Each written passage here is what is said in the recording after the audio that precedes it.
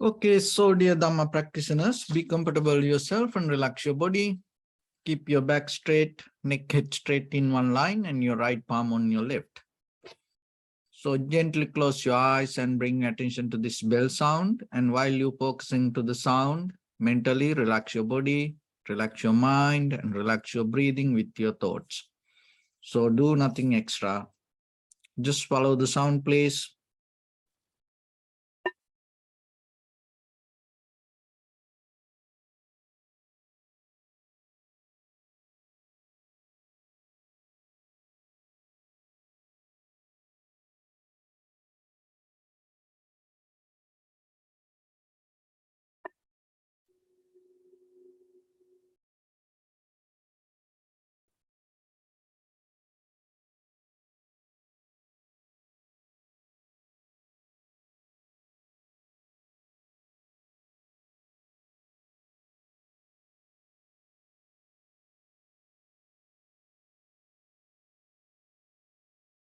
Namo tassa bhagavato arahato samma sambuddhassa.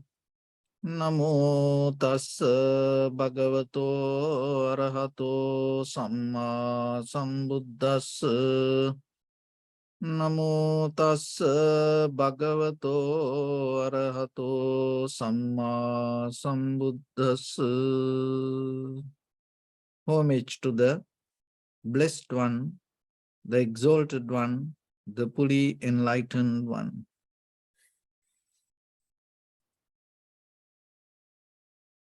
So, dear Dhamma practitioners, before we start our practice session, as usual, we'll take few minutes for ourselves to understand how this meditation will help for us to develop our tranquility state and how it will help us to develop our wisdom and also as ordinary people in day-to-day life, how we can use this wisdom. Because when it comes to wisdom, it is not something you gain in somewhere. It's the moment-by-moment process, and out of your bodily, verbally, mentally actions, you have to bring it out. And you are the one who need to get the benefit out of it in the very first level, and it is a kind of like a bringing inner transformation. And at the same time, when it happens that way, the other people going to get the benefit out of it. So your understanding, when you become very clear with your own inner understanding, you can see it. You are the one who going to change yourself, and you are the one who going to get the benefit out of it. So it's not going to happen somewhere. It happens all the time, moment by moment, moment by moment. And it is not going to affect only for a certain area of your life. It's going to go to entire your life. So when it comes to mind, the mind is not located in somewhere or kind of like something separately exists itself. So the mind is the very result of your life. And the mind is the very result of your body. And also the body is the result of your mind. So then when you experience something, you have to know that experience happened result of that everything around you. So you can't separate it, even though that only practice point of view, we categorize things, but there's nothing exist separately, independently itself. So anything is a part of everything. That's the bottom line. So when it comes to your own understanding, that understanding is a result of your own life. So otherwise, you are not separate from your mind or the understanding, and your understanding is not separate from your life or your body. So then when it comes to your life, then itself, you are also not an independent entity exists itself. So when it comes to you, that you have a family, society, and you belong to some kind of culture, tradition, country, world, in a certain kind of universal pattern. So you are just a part of that whole. So when it comes to that understanding, so deeply, that is where you can gain that, you can have the gratitude. So today, when it comes to our meditation, one of the important things that you have to know with the practice, you have to develop as a foundation gratitude and the being patient. So today we are going to talk about that little bit. So then always when it comes to sitting, and appreciate that out of billions peoples, and you have this opportunity today to sit like this and settle down yourself and experience this moment. And even in your life, if you look back just 1 year, there were many situations you went through that you had no time to sit for a moment,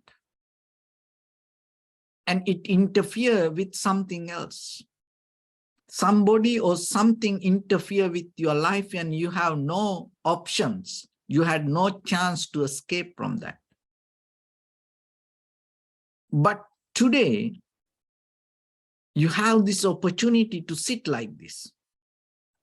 So appreciate it. Pay your gratitude to this moment. And that will help you to get the best out of the moment.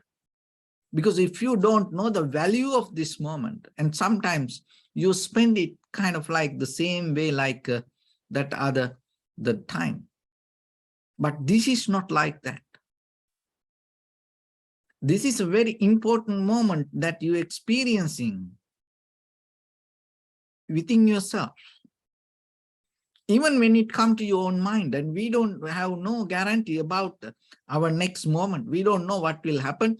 And even we don't know that when we can practice like this again anymore.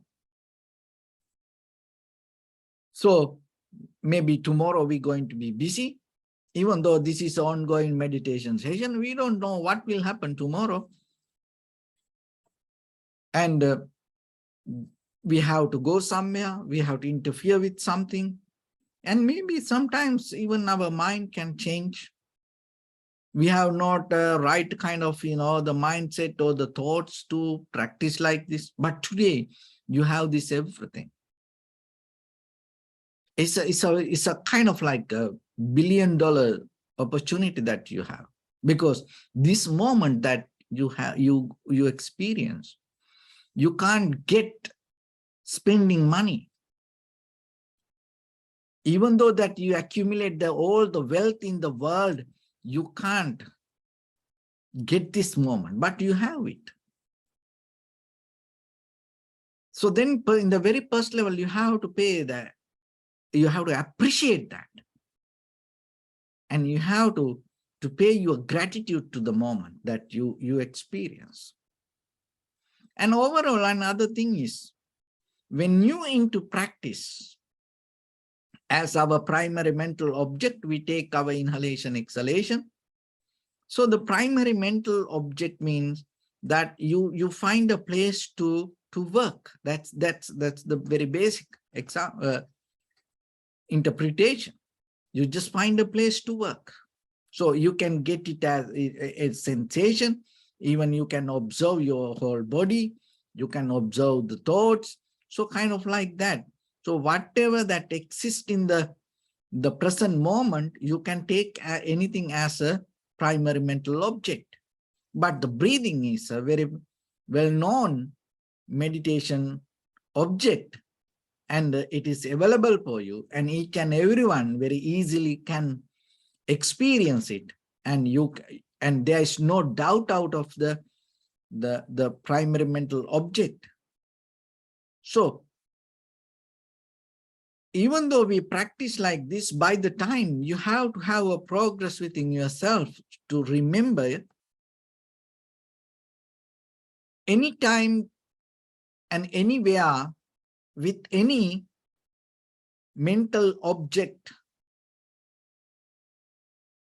If you can practice, get into tranquility state, that is a good result that you gain. So then don't be very limited to the time or the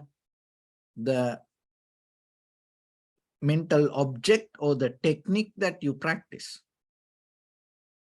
So when it comes to tranquility state, it's kind of like a deeper level. On the surface level, our mind go here and there, but in the deeper level, there is a way that you can tranquilize, you can calm down, you can bring your mind to one place. And even though we have this on the surface level, we have very disturbed, very busy, turbulence experience. Underneath this, there is a very undisturbed tranquility state. So in the very first level, you have to reach to that. So it's another way, kind of like there's a flow that happens. There's a flow that you can get into to have this undisturbed awareness. And once you have it, it's another way we call it samadhi, or the one-pointness, or the tranquility state. So even though you get into that, you have to remember to go beyond that. In the very first level, they remain just know on the surface level, we have very busy, flowless mind, and with the practice, we come to the flow or the tranquility state. And after that, you have to have ability to break down that flow. So that is another way, it's called the vipassana.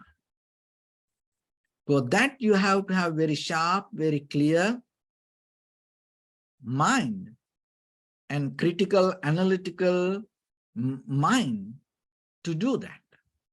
But before you come to that tranquility state, sometimes you can't do it. So that's why this is a process that you have to practice little by little. So when you go in that level, the very background that you work is very important. So that's why that in the very first level, we build up a very good solid foundation with the gratitude. And because it maximizes your energy and the effort. And the gratitude, and when it comes to that, and sometimes even in the very basic level, that we are very limited to our duties with the family. So we are, as human beings, we are very kind of like a family oriented, the people, our society, we build up around our family with my husband, my wife, my children, my parents, my brothers, sisters, my relatives. So it's kind of like, we do all the good things with the family sometimes. But when it comes to the gratitude, in this very level, you have what you need to understand. This is a more deeper way that you have to understand, and you have to see beyond these layers, beyond your family background, your culture, your environment, and deeply, we all are interconnected. And it is not only the human beings, that all this nature, environment, this everything interconnected. So when it comes to gratitude, remember that you have to go beyond that family line, your comfort zone, and to be open and accept this is everything as a part of you. Sometimes it is very difficult. It's make us very uncomfortable. So that's why we have to be patient. Because being patient is another thing that when you practice, it is very necessary for you, even in the very conventional life. And before we get into tranquility state, once you have the tranquility state, as a result of that, you gain some kind of wisdom and you become mature to be being patient. But before that, even in this conventional life, the one of the quality that you have to develop, being patient. So with the sitting, with the practice, you have to have some kind of effort and the wisdom to maintain and see things not separately, as a kind of like a with the very moment of experience. So for that, I'll bring a simple example with the very famous Zen story. So the very poor, that the poor farmer and the horse. So in a village, there was a poor farmer, and he had a horse, and with the young boy. So he used to maintain his life very carefully. So this horse also not that much, the strong and a young horse. It also kind of like very old. But one day what happens? This horse disappeared. And the farmer went around the village and he couldn't find it. So then everybody in the evening came to his house and told, oh, we are very sorry that you had this or your horse and you just, lost the only horse that you have. So the farmer said, it's okay, it's okay. He was not worried that much. Even though he lost the horse, he was not worried about it. But the whole village was so worried. So then what happened after, one day, this horse came with many bunch of horses, many other horses from the forest. And now this farmer had many horses, and all the village people saw this, and suddenly everybody came and appreciated, oh, you see, look how lucky you are.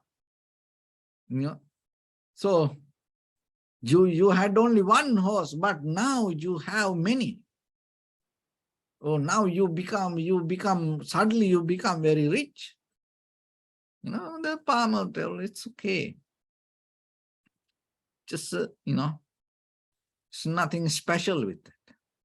So then what happened now, these many horses came, that's young boy, start to, play with these wild horses. So what happened? He fell down from the horse and he broke his leg. This young boy, this is the only, child that he had. So then the village people again came in the evening and sympathized. Oh, look how bad it is. How unlucky you are because you had this son. Now he broke his leg. What to do? You become now helpless. We are very sorry. So the farmer told, it's okay.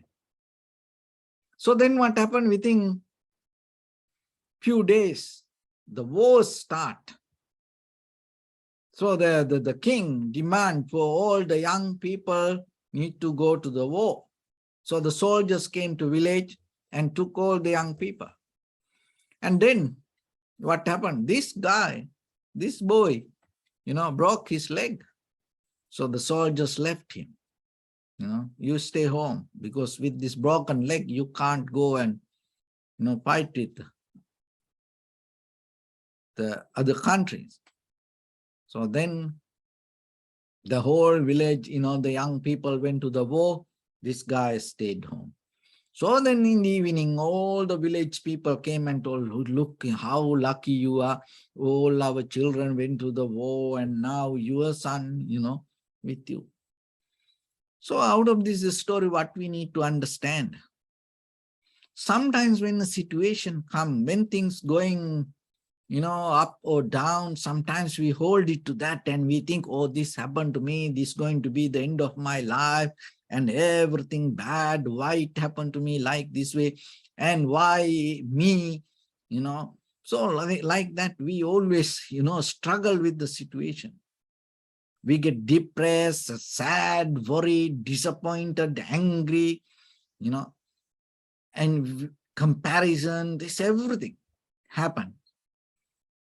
But after few days, after few weeks, after few months, when the situations change, that bad situations transform and take us to kind of like a completely different environment, different situation. And from this point, we can't see that. But when the situations have, when this very moment, when we experience that turbulence, that bad situation, we hold it, oh, this is very bad. So that's why you have to be patient in your life.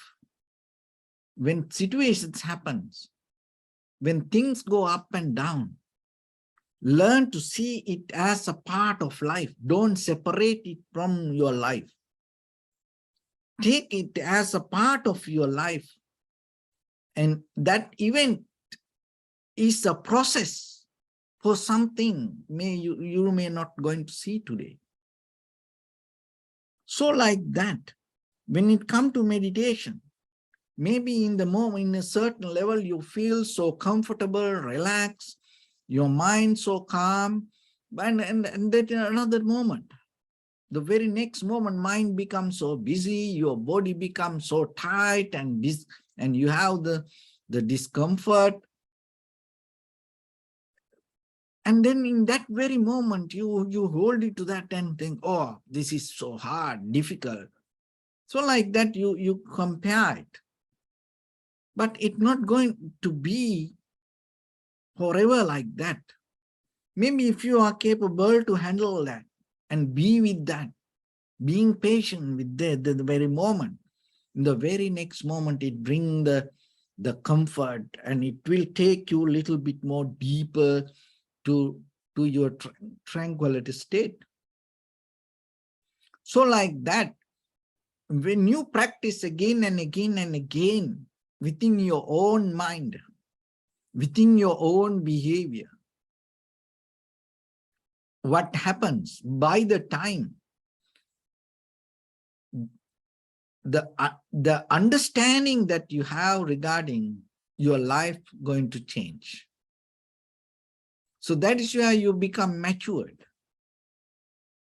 And then when with these outside situations, and you're not going to be so worried, disappointed, sad, and you start to build up overall in a kind of like you can see in larger scale that how things interconnected. So then you're not going to take things separately and hold it to. And then out of that, what will happen? You will get out of this self-centered, egocentric mindset. And you start to experience the life itself, not part of life. So this is the wisdom that little by little, we have to build up. So sometimes it takes time, because the very reason we used to learn how to use the thoughts, not our experience. We used to go with our intellectual collective understanding, not with our experience and not our deeper wisdom that we have within us. So get out of that and brush up yourself, bring the sharpness to yourself, to work within your own mind. Sometimes it takes time. So that's why this practice, little by little, will give that opportunity for you. It opens your mind to that space. So when you come to practice, if you have this understanding behind you, so what will happen when the practice becomes sometimes hard, difficult, and when your resistance that happen inside you, that inside that wisdom start to guide you little by little. So that's where you become your own master. And sometimes you have to change your own point of view regarding your own practice. But when that situation comes, you need some kind of wisdom to take that decision. So that's why we bring this kind of examples, this kind of explanations from different angle and in different ways, because sometimes in some place you can understand some teachings and you can apply it to your own practice. So even though you hear this, when you apply it, it's going to become a different kind of wisdom. So that you have to develop by using it. It's not going to, just because of you heard, it's not going to work for you. So that is where that your awareness need to be sharp and clear, and you have to build up some kind of clarity within your own inner practice, because without that you can't use it. So if it doesn't matter whatever the wisdom you have, if you can't apply it to your own inner practice, it is useless. So that's why every day when you come to sitting, so yourself brush up and bring the progress, development to yourself, little by little. And you can use it in many ways, and you can use it in many methods. So don't bound to one thing. But somehow you have to have the discipline to keep the practice and gain the progress out of the technique, not just by thinking and going away from the practice. So with that, let's get into practice a little bit. So your right palm on your left, neck it straight in one line, and be comfortable with your posture.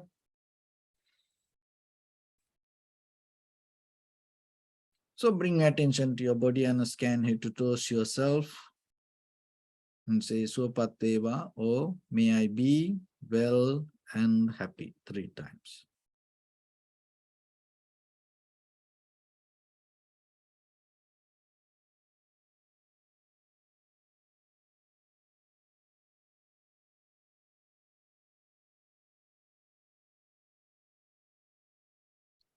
Take a moment and think. We gathered here in this moment to practice this ancient meditation technique. All the Buddhas, all the enlightened masters followed this path and achieved wisdom. So we also gathered here to accumulate that knowledge. In this moment with this sitting, may my body become more comfortable. May my breath be more smooth. May no difficulties come to me. May all the success come to me. Also think for a moment. This is the last moment we're spending in this very lifetime. And detach your mind from all your past memories and as well as any kind of future thoughts. Just try to remain in the present moment, observing the sensation of your inhalations and exhalations. So in the beginning, deeply and gently, breathe in, breathe out 3 times and find the sensation, please.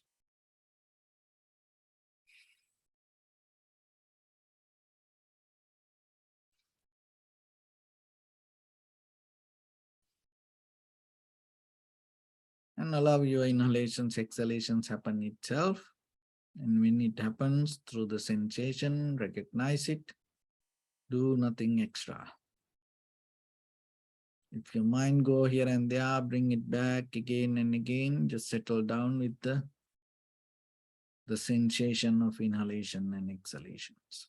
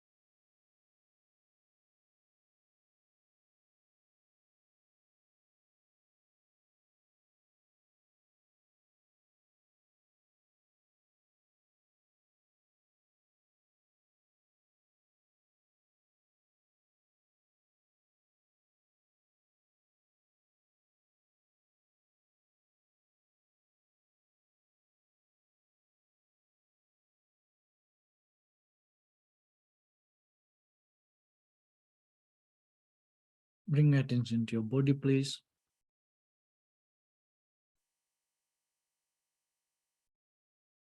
Observe your posture.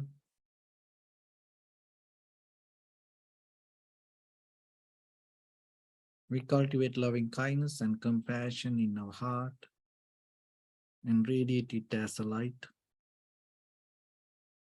through entire your compound, village, city, state, country, world, around this universe. Also as far as you can through galaxies, other planets, stars. Reminding yourself like this. With clear intention, mentally repeat after me.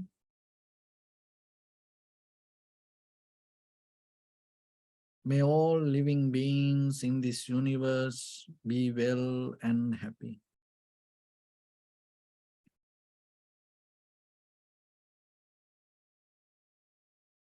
May everyone be happy and safe. And may their hearts be filled with joy.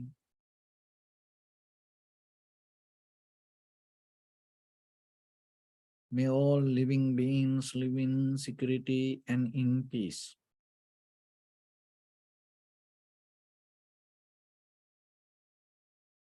Beings who are frail or strong, tall or short, big or small, visible or not visible, near or far away. Already born or yet to be born.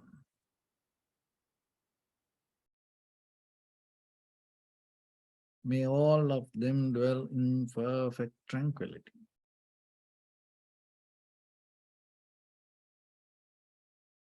Let no one do harm to anyone. Let no one put the life of anyone in danger. Let no one out of anger or ill will wish anyone any harm.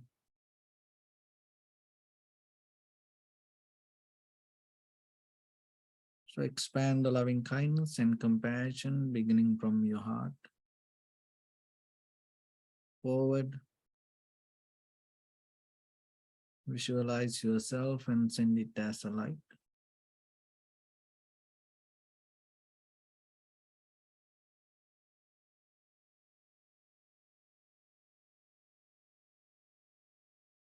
To your backside.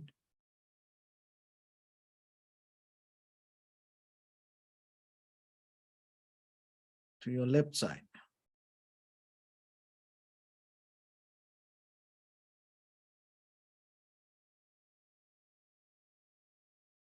And to your right side.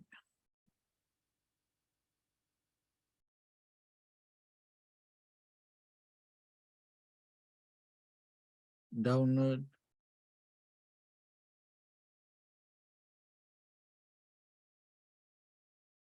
And upward.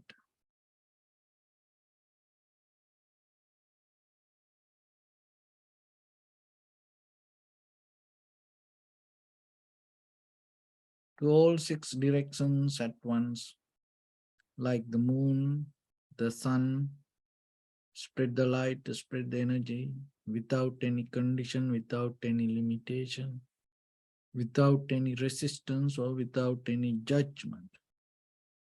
Let your heart to shine with the loving kindness and compassion from the bottom of it, with the maximum effort to the highest. Wishing yourself, may all living beings in this universe be well and happy.